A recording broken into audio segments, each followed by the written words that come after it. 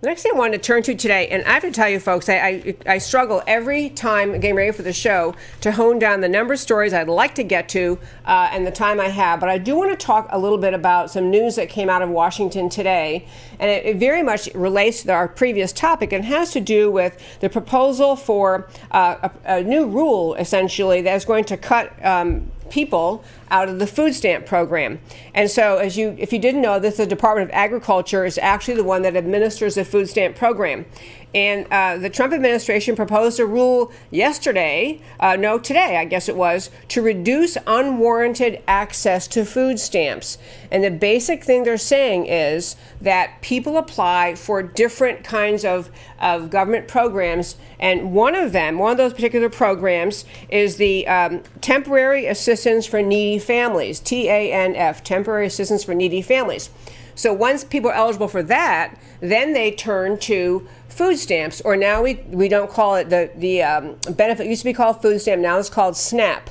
And the idea is essentially that states have been deciding that they don't put applicants who are trying to become eligible to get food stamps or SNAP, they don't subject those applicants to the program requirements of food stamps or SNAP, and instead they say, well, if they were eligible for TANF, then we're going to call them eligible for food stamps. So it's going to cause the states that administer the food stamp money, the SNAP program, to reassess the eligibility of everybody in the program.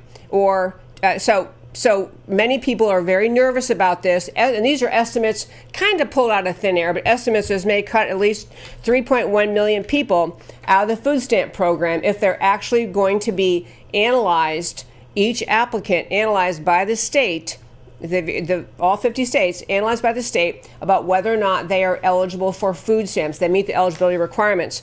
And it's an interesting thing because there's been an ongoing discussion in America about whether we should cut back on the SNAP program, cut back on food stamps. And anytime there's proposals, of course, there's a lot of caterwauling from the American left about this is so unfair, this is cruel, it's mean, this is terrible.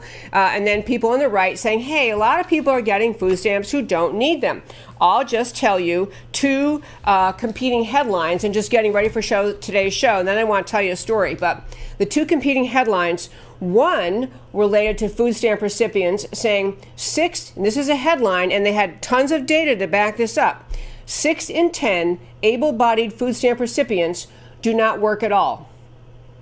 6 in 10 able-bodied food stamp recipients don't work at all. And one thing to remind you about is, we did welfare reform under President Clinton. I think it was 1996 or so. And when he announced the big, welfare reform, and he was basically saying it was to incentivize people who are receiving welfare to look for jobs, to actually potentially work. And so the welfare reform bill happened. One of the ways in which that was presented, the program was presented when Clinton did the big announcement in the White House lawn. I think it was on welfare on the lawn. He had a person come up and speak, a former welfare enrollee from Arkansas named Lily Hardin, who basically talked about the idea how great it was in her life when she decided, instead of just living off of welfare, which she had been doing for a long time, she actually began working. And she just talked about the joy of being self-sufficient, the joy of self-reliance, of earning her way. It was a really kind of an emotional presentation. But so that headline, and I'll just tell you, just rough numbers, in the year 2000, 17 million people were dependent on food stamps. In the year 2000, 17 million, which cost America about $17 billion annually. By 2016, enrollment had reached 44 million. So in that 16 years, went from 17 million to 44 million in 2016, exploding to costs of $70 billion a year. So that's one headline, obviously carrying the implication a lot of able-bodied people who receive food stamps and aren't working, aren't doing anything to earn money. Another contrasting headline, just to tell you how the left always comes at this, is a headline in Illinois: 77% in the state of Illinois, 77% of able-bodied, childless food stamp recipients are at risk as feds push to enforce work requirements. They're not talking about in this headline, they're not talking about the mom and 3 kids at home, or maybe even the dad and 3 kids. They're talking about people who are able-bodied, childless, and the headline is lamenting that 77% of those able-bodied, childless, not working people getting food stamps might be cut out of food stamps if these changes go into place, which is kind of like, yeah, that would be the point.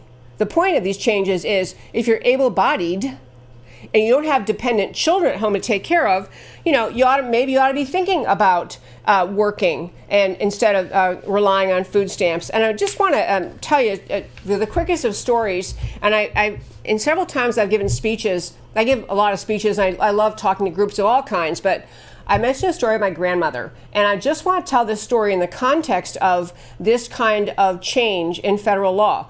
My grandmother, leaving a lot of detail, but my grandmother, my father's mother, was turned out through really no fault of her own, ending up being a single mom. She had been working, she'd been actually a principal at a high school, and then she married my grandfather. They had 7 kids right in a row, and then after the 7th kid was born, my grandfather abandoned the family. He literally could not handle the idea of trying to work and supply a home and food on the table for his wife and 7 children. So he just left.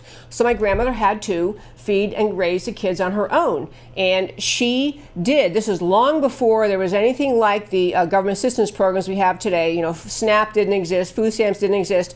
The whole Great Society thing hadn't started. So she, for about a 6-month period, did get some county benefits where she was living. They had county, help for the poor or something. And she did it for about 6 months.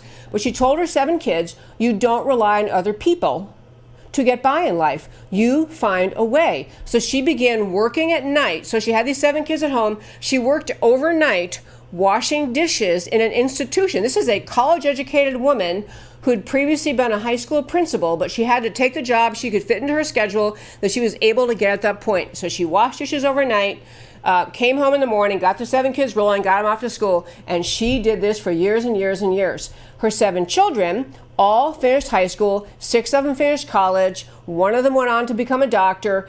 But the real point of it is she encouraged her kids this idea of self-reliance, that you don't live off of others. Now, she did have a small presence of family in the area who helped her a little bit. She was active in her church. I think some people from her church helped her from time to time. But the point is, this is the kind of society that America really is. I'm guessing everyone listening to this, you have in your family, stories in your family similar to this, or people people in your own communities and churches have these kind of stories. We used to think as a culture and as a society that it was a good thing to embrace the concept of self-reliance, to understand you were responsible to make your way, and then to move forward as you made your way in the world, and to teach the next generation of your children and other children that this is what America's about, is hard work and the work ethic and personal responsibility. And you work hard and you earn money and you take care of yourself. You're not intending, the goal of life is not to find a way for someone else to care for all of your needs. And what has happened in America, and the other thing, by the way, all 7 of her children grew up married, stayed married. None of them got into the continual generational pattern of marrying and divorcing and leaving the kids and all that. They were blessed all with 7 kids had marriages and their own children and moved on and were not on the welfare rolls. But that spirit of thinking that churches, community organizations, family band together and help each other. This is consistent with the American spirit. What the left has accomplished doing in this country from the time of the Great Society programs beginning in the 1960s and the development and embellishment of programs is to create a culture of dependency. The culture of dependency feeds the power of the federal government.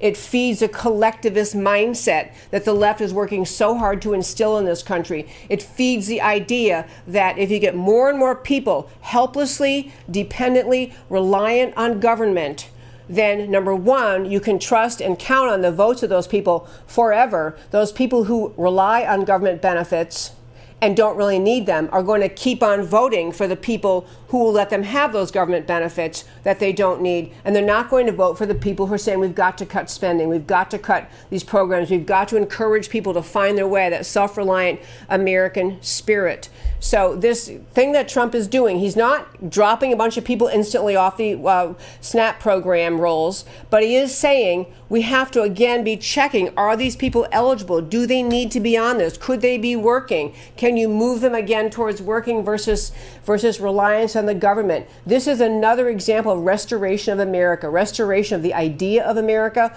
restoration of that spirit of self-reliant, hard work, making your way in life. It's not, and the other thing that happens when you have government assistance programs cut back is that private charity and churches step up. Part of my grandmother's story did include her church being very helpful to her.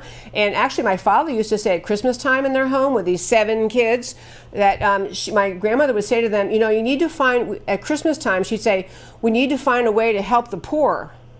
And, this is, my father would kind of, at this point, as an adult, he'd look back and say, what was she possibly thinking? We were the poor. But, she even instilled that spirit of generosity and caring for each other and looking out for your neighbor. These kind of things are cultural ideas that belong in the cultural milieu of America. They belong in the fabric of America. Big government assistance programs create all the wrong incentives. They inspire people to keep voting for whoever will just give them more benefits. They disincentivize people to begin to think of themselves as self-reliant and possibly capable of moving forward in life and becoming self-reliant. So these are America-changing things, the concepts underlying the idea of reducing food stamp recipients, or at least double checking, do they really need these, and can we find a way to move these people toward work?